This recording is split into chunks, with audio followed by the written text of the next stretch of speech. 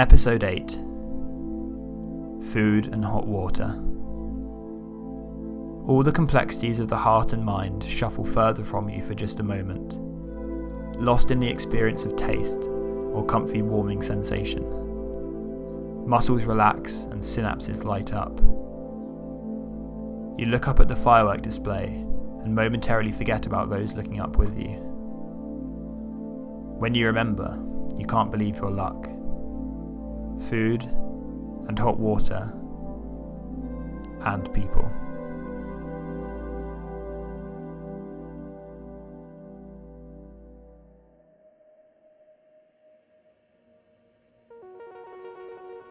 The man who forgot death.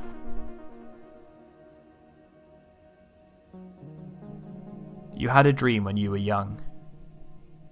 A dream that you had died and drifted far away. You were pulled spiralling through higher dimensions, falling through reality unbound, until you came to rest in a small, dark room. It was somehow familiar and base, and yet very foreign and far away. The opposite of a womb, perhaps. An ancient wooden staircase climbed from right to left against the back wall, green paint peeling. The walls were exposed brick, and shadows gathered in corners like dead leaves. A bright light shone from the top of that staircase, demanding attention. In the cavity below the steps, in darkness, you saw me slumped on the concrete floor, barely visible. You'd assumed I was a part of the room, and I suppose I am now, in a way. No time had passed, almost as if it didn't touch this place at the end of things. It felt to you like a waiting room. You asked me about death, so I told you. I said that I would explain the nature of things, and then it was down to you to choose. I told you a story of two much like us. One was speaking on the existence of spirits in the world. He monologued for many minutes about how they could not be in a rational world. He had never believed. Was there a point in evolution where ghosts became possible? He asked. What is it like to be a ghost? Do they sleep? What decides their fate? Are they bound by physical laws? Can animals become ghosts? He asked many things, but was not looking for answers. Not really. Just outlining the absurdity of such an idea to the other. He wasn't so sure. Extraordinary claims, he explains, requires extraordinary evidence. And that is for the ones who make the claims to find. He shouldn't have to defend his disbelief, he demanded. The other became bored of this one-sided discussion, and walked through him and out of the graveyard. The first was so involved he didn't even notice. The moon was bright, and still he cast no shadow. I explained to you that you may feel you have lived an ordinary life, perhaps a waste even. But a mediocre life is the envy of all those who never were. You asked of death, so I told you. Death is a sprawling distance between brightly burning stars. Death is the end of the cosmic yawn. There's work to be done. Death is when you are done feeling the sun and air on your face and return thankful to the depths. We are creatures of absence mostly, resting our heads above the surface to feel alive for a moment before returning. Death is leaning back from the microphone after finishing what you have to say. Death, to borrow a metaphor from your time, is the bottomless digital pit that a 2D character disappears into upon game over. The ones turn to zeros, the terms are completed and terminated. Death is turning to your friend, only to find they have lagged behind, too far to catch up. Death is when you lift your hand, only to find that you have none. You keep living until you stop, and then you arrive here. "It's cold down here," said one corpse to another, still and without a sound. "I think it's peaceful," the other replied in silence, never moving. The fireflies lit up slowly and rose into the damp night, flying off towards the stars. You see, death is not a skeleton man in a dark cloak. It is the gentle earth, and time, and time, and time. What is death, you asked me? It's simple, really. It's what's always coming, and now has at last come to pass. It is the end of my speech. The curtains close on the audience and your world becomes smaller, warmer and darker as you turn to your friends. It is the flowing disassembly of the sandcastle by the winds. Death is the end of the day, the closing of the song, and the still pool at the end of a river. Death is the cooling hearth. Death is a hand on your shoulder saying kindly, enough. So lay down on your back and pull the earth over you, to rest in peace at last. Or at least, that is what they tell you. To tell you the truth, I never knew death. Not really. I remain. Because I chose to never cross. I never climbed these stairs and passed on. So I cannot tell you anything about what lies ahead. I sit here in the gap between things. I meet people as they pass over and talk for a while. They all eventually move on, as I suppose you will too. But there needs to be someone here, I think, to explain the way of things. What happens next is down to you. For you are not dead. Not yet. You are merely inhabiting a fiction constructed around you briefly. I am but spoken words. I could never die, for I have never really lived. I began as a thought in your head as you began to listen, and I will shortly cease again. You see, every character in every world and every book or story you have ever read dies the moment you stop reading. But don't feel too sad. You carry their ghosts in your mind, out into the world. Use them when you can. Perhaps I can be some help. Even now as I begin to fade, just some little story you heard once on the edge of memory. For the time will come when you arrive at this nowhere place, and you want to have lived first. As I said before,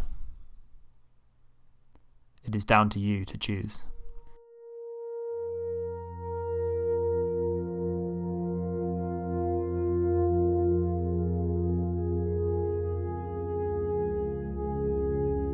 Lemon.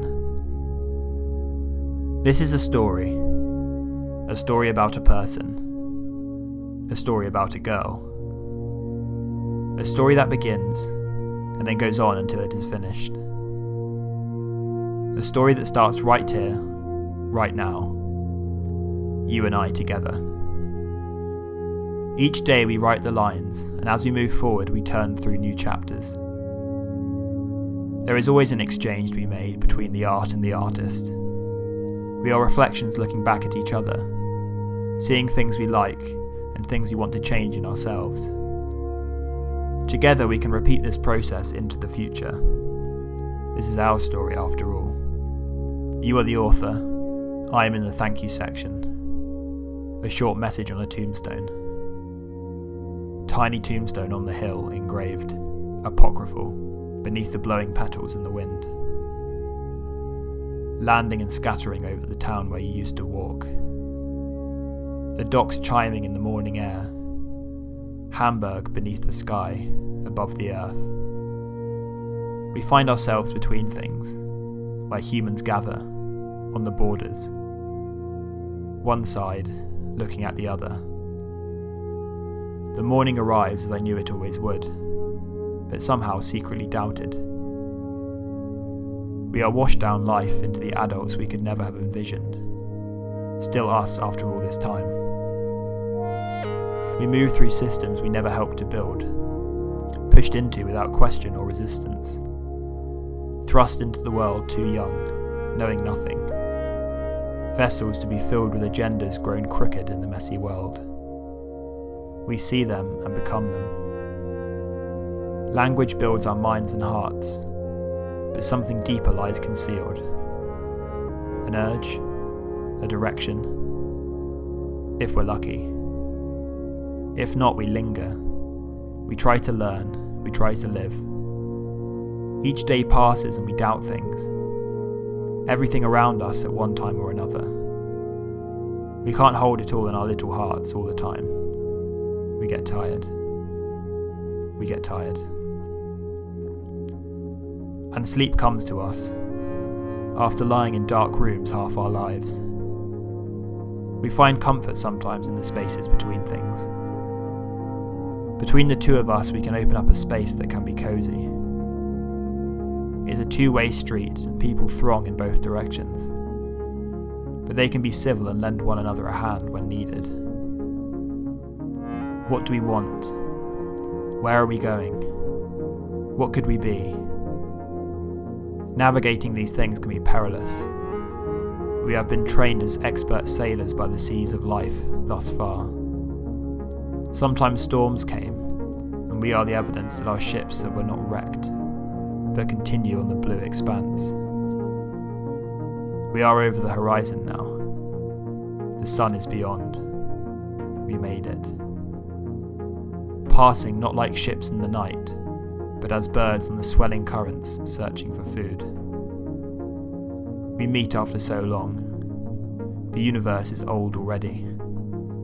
We have lived the best parts of a life of a developing human. But us, if we choose, could have so many more. We have only just met, and the weather is already changing. Can you feel it? Climate is more holistic, and moves with the tide rather than waves. But the signs are good, if you believe that sort of thing.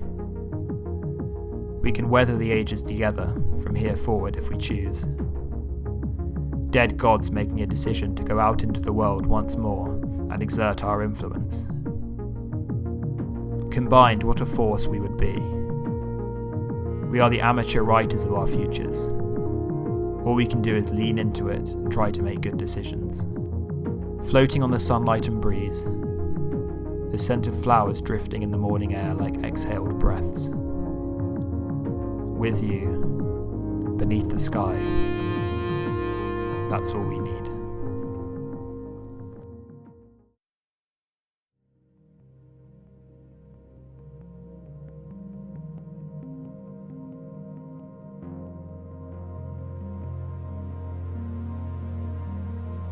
End. They close in on you. You are walking in the sun, listening with headphones, your mind on your life. Deep inside yourself, you suspect nothing. You are in a crowd. They could be anyone. Every step they take brings them closer to you. It has been a long journey. You have travelled a long way to be here. They have travelled further. They slow down, as if enjoying the last few moments before capture. You feel a faint twinge of the inevitable finally arriving. You feel eyes on you in the masses. A narrative forms in your mind. You understand, or seem to, dimly. You know why they are after you. You have always felt different somehow from the others. You think things no one else seems to think. You have felt pain and isolation in the deepest parts of yourself no one could ever fully conceive. It makes sense to you that this thing, this other, wants you in particular. As to what will happen next, you have no idea. You know it will be an end. Your life will change, and you will be taken. But somehow you feel ready. You always wanted to get away, outside, far away. You welcome this transition now, but still fear it. They are right behind you now. You feel the hairs on the back of your neck stand up. You feel the weight of the arrival as if you are perched on the edge of a black hole in the screaming void. Fate is paused like a monolith over your shoulder, ready to tick forward and carry you into a new age. Here they are, right behind you. Right now. Now! They step past you, lightly brushing your shoulder, and disappear into the crowd. This was long ago and far from here. This is not your story, and it never has been.